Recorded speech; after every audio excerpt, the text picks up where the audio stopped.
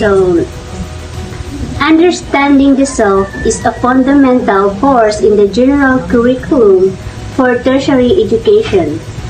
It is designed to help the students understand the nature of identity, including the factors that influence and shape the personal identity.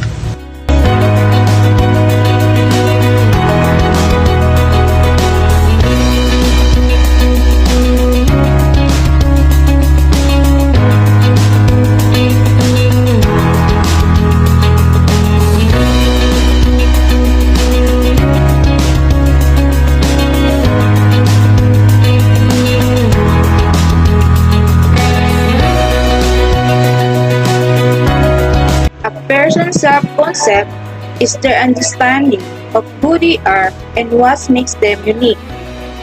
This can include the physical self, the social self, the competent self, and the inner or psychological self. Meanwhile, a person's self-understanding is about knowing what motivates his or her actions. Self-reflection is the process by which you grow your understanding of who you are, what your values are, and why you think and act the way you do. It is a form of personal analysis that allows you to bring your life into alignment with what you wish it to be.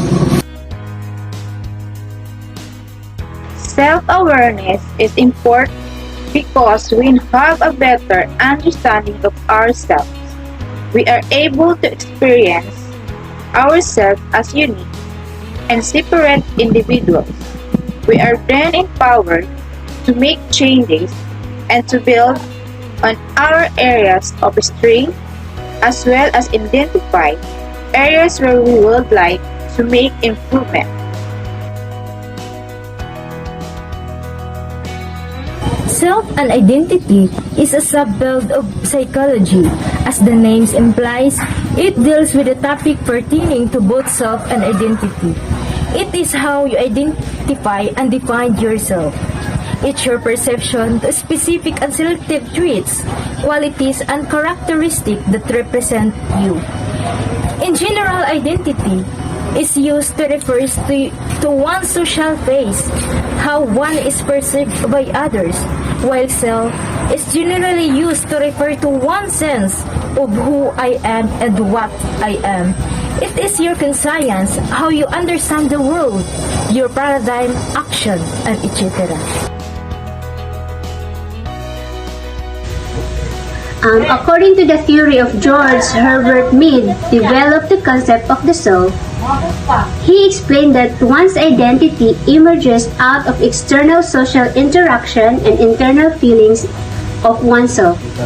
Have you heard the expression, me, myself, and I? Well, Mead has a similar concept. The self consists of me and I. He believed that there were two versions of the self, the me and I. So the me is the social self and the object, and I is the response to the me, which is the subject.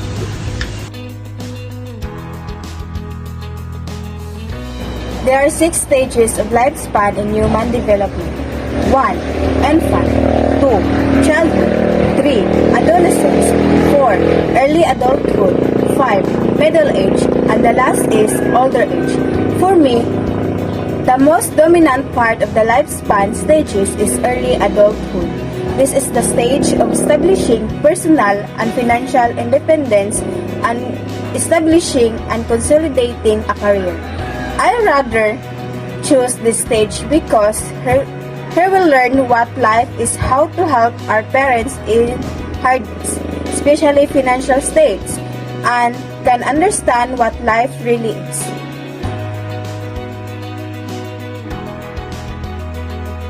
Physical self refers to the body, this marvelous container and complex, finely tuned machine with which we interface with our environment and fellow beings. The physical self is the concrete dimension, the tangible aspect of the person that can be directly observed and examined. Example, child development. Child development is a process every child goes through. This process involves learning and mastering skills like sitting, walking, talking, skipping, and tying shoes. There are 5 main areas of development. First, cognitive development. Second, social and emotional development.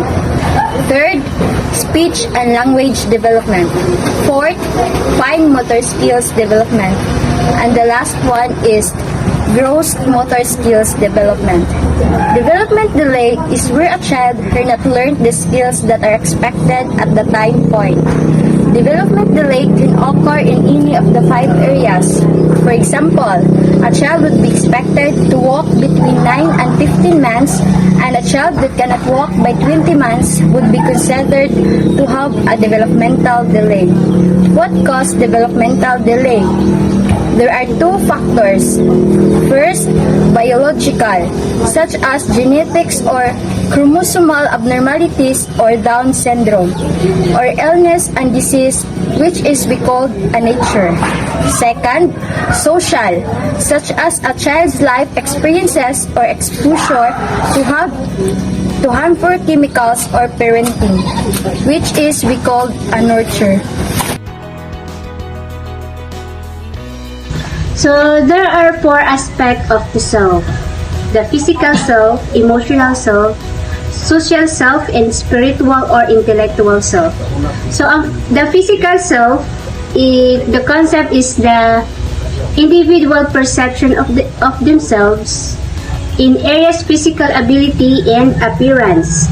So physical ability includes concepts such as physical strength and endurance. So while appearance refers to the attractiveness and body image.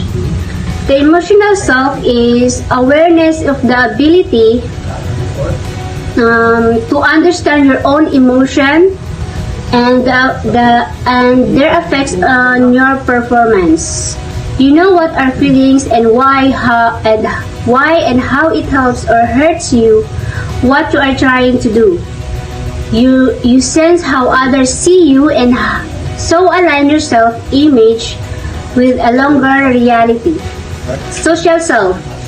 This refers how we perceive ourselves in relation to others. It involves relationship buildings, empathizing and communicating, an ability to effectively and appropriately communicate with people verbally and non-verbally.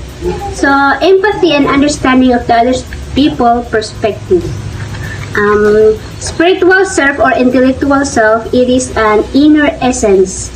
Connect to the person, to the sacred and supernatural, and the universe source, and the oneness of all life. It's our subjective and most intimate self, our soul, and the part of us that exists beyond the time and space.